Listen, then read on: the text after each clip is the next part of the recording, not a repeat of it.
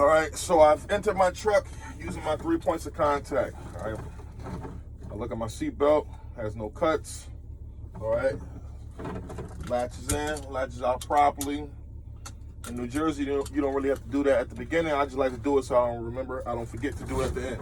All right, you adjust your seat. My seat's adjusted to my mirrors are all adjusted to me. They're clean, not cracked.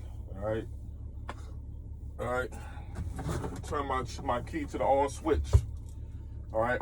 All my gauges have swiped from left to right. My ABS signal has came on and off.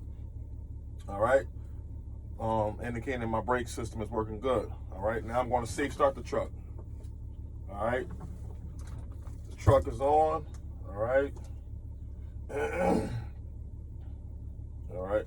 Also, every time you, like, if you're at a road test, and say for example, when you get to the DMV, normally somebody has driven the truck there, so you have air already inside your your air tanks. You know what I mean?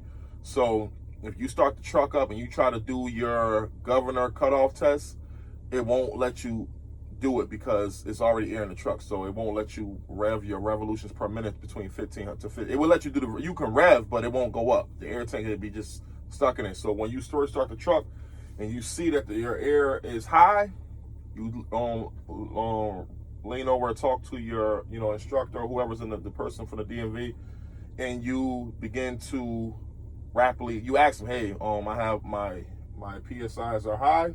I want to press down on my brakes to let go of some air inside my my air compressor and whatever. All right, so you press it down. All right, then you start the vehicle.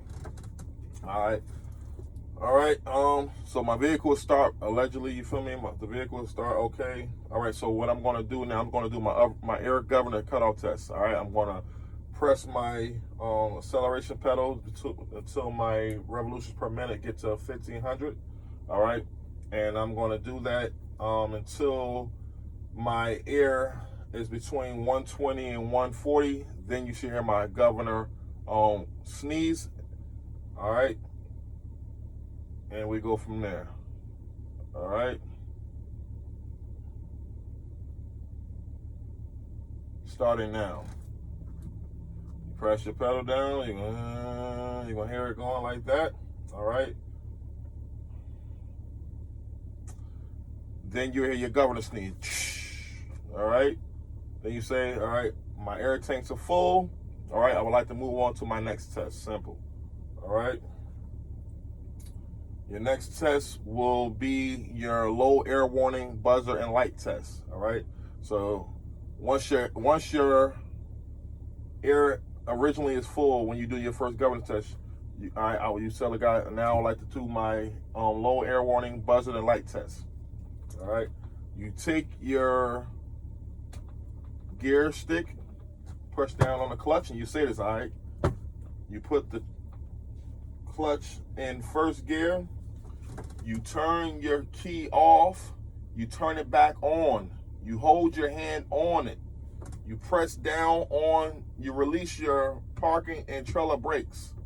All right, one at a time. 1, 2, 3, 4, 5, 6. 1, 2, 3, 4, 5. Until you hear the air go out of them. All right.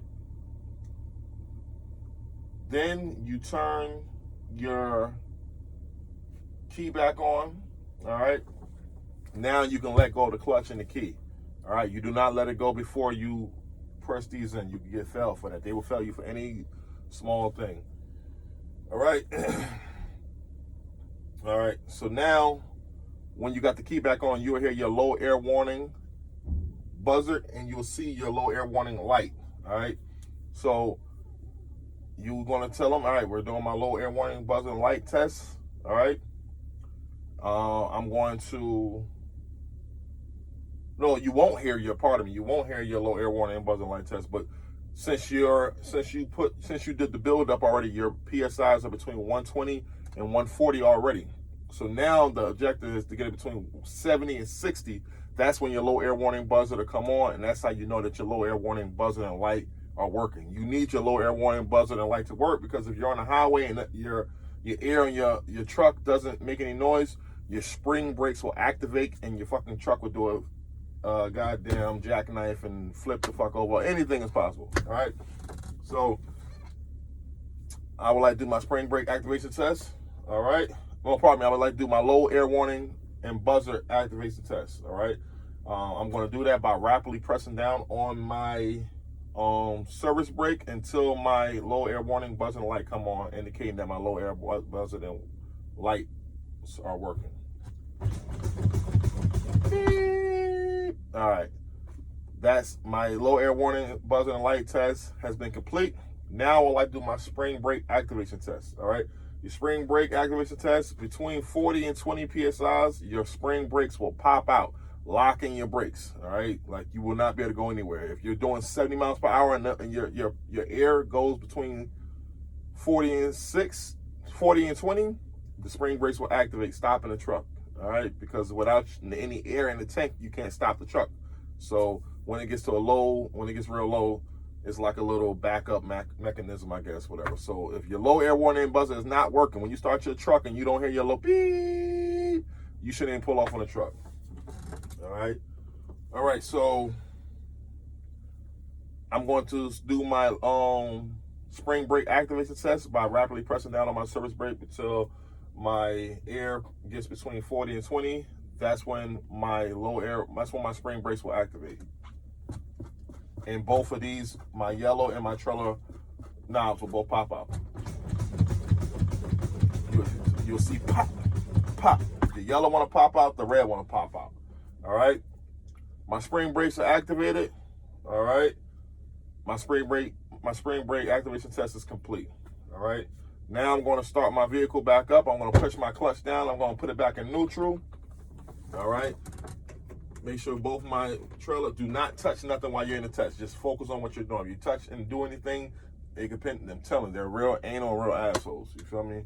Shout out to my instructor though, on Rodriguez over at Lodi. He was a good guy, cool as hell. He didn't go too hard on me, and he could tell that I was a good driver from the rip. All right. I'm going to start my truck back up. I'm going to do what again? I'm going to do my build up again. All right. Now this time I'm going to do my build up between 60 and 70. I just want to get the low air warning buzzer and light off. All right, so I'm going to rev my engine up between 13 and 1500 PS revolutions per minute. All right, starting now. You will hear the truck revving. You keep it at this nice, slow, steady pace.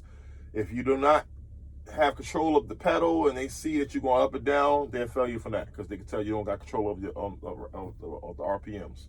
All right, so get it at 15 and get real comfortable with your pedal and hold it there. All right. All right, once you get past 60 and 70, your low air warning buzzer and light should go off. All right. It goes off. All right, now you ask the instructor to do your in-cab inspection. All right. So your in-cab inspection pretty much goes like this. All right, you look above. All right. Nothing is free of falling, any debris. Everything, all bolts and pins are present. All right, nothing's cracked, bent, or broken. All right. My window visors, both window visors are properly mounted secure. All right. Both my windows, you have two windows on most trucks. All right. If you see a black line, you gotta say windows. All right. Both my windows are clean, not cracked. All right. They're clean, not cracked, and all right, they're clean, not cracked. They do not have any illegal stickers. All right. If I had a crack more than an inch long, I'd be put out of service. All right. My windshield wipers, you gotta turn them on. They're working in good working order. All right. They have rubber on them. All right. So no abrasions. All right. No cuts on the rubber. All right. You check your windshield wiper fluid. My windshield wiper fluid is in good working order. All right. My fender mirrors, West Coast and spot mirrors are all clean, not cracked, and all adjusted to my view. All right. Then you come back in the truck, you touch your dashboard. My dashboard is clean, free of debris. All right. All right. Then you touch your climate. You turn your climate on. All right. put on your window heaters, your defrosting, your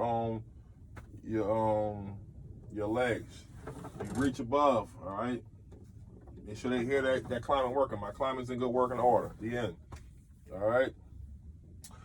My parking and trailer brake valves are not cracked, bent, broken, or missing. It's not leaking. It has air in it. It's not leaking. My four-way flashes. You press your four-way flashes. My four-way flashes my four-way flasher indicator is in good working order. You do not say my four-way flashers are working because they're four-way flashes you can't see because you're in the truck. Your four-way flasher indicator is in good working order. All right. Since you're talking about the signals, go to your left. My left signal, my right signal indicators in good working order. My left signal indicators in good working order.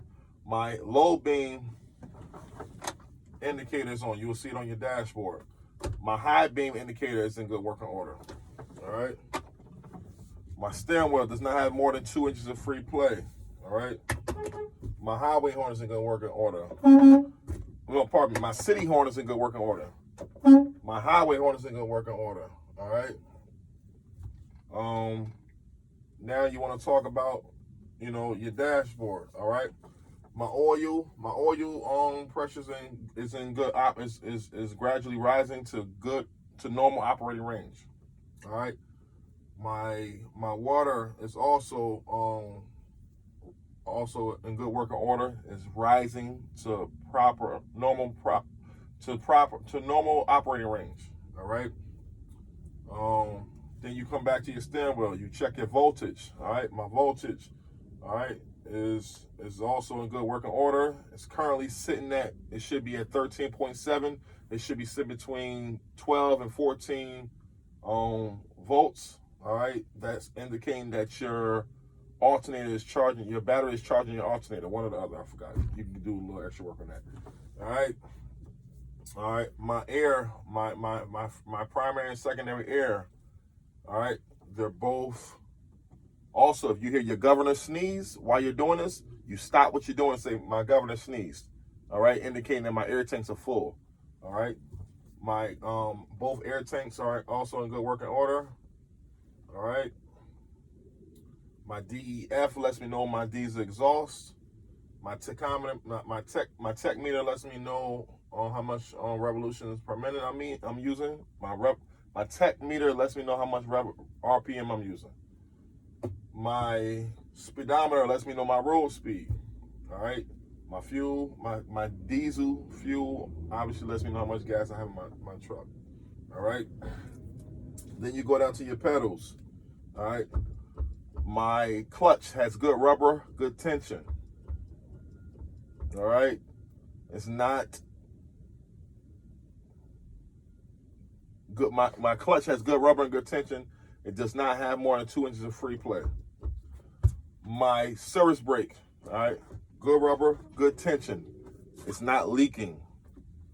My acceleration pedal, good rubber, good tension. It's not sticky. All right. You're done with that. All right.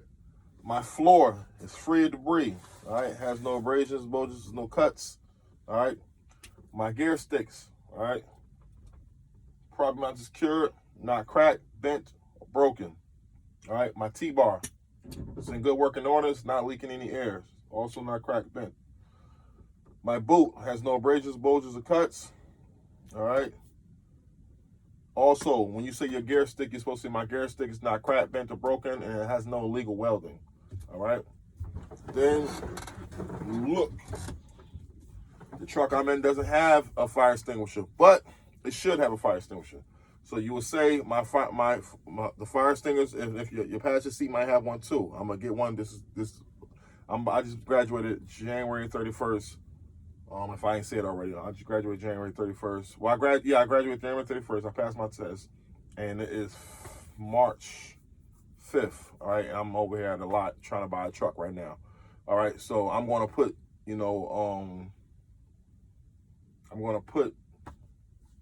fire extinguishers on 3 triangle red reflectors in my truck. All right, but in the truck that you in, it should have a fire extinguisher. So you'll say I have 1 or 2 10 BC UL fire extinguishers, fully charged with the pin in full lock position.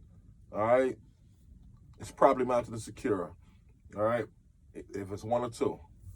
I have 3 reflector red triangles, all right, in my storage compartment. All right. Not cracked, bent, broken, or missing. All right. Probably mounted to secure. All right. In my glove compartment, all right, I have spare fuses. Don't say the number of spare fuses, because the asshole might look in there and see that you said you got 3 and you might only have 2. So I have spare fuses in my glove compartment. All right. Also, I have up-to-date documentation with the vehicle. All right. And that is it.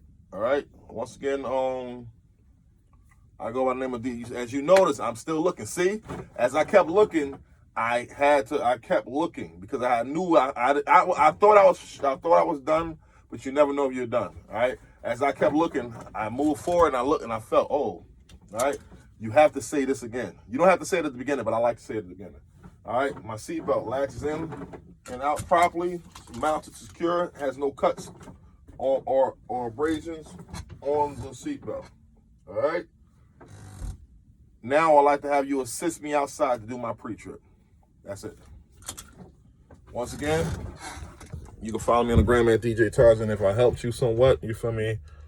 Shout out to, once again, Smith and Salomon. I mean, they definitely was a good school. Yeah, I went over there every day. I could have got my test done in maybe 3 weeks, but I had to get glasses, you know, so I had to wait 2 weeks for that to come in. All right. So if you want any more information, once again, hit me on the gram at DJ Tarzan _. And we go from there. So if you also, if I miss anything, feel free to politely give me some some updates. All right. We out.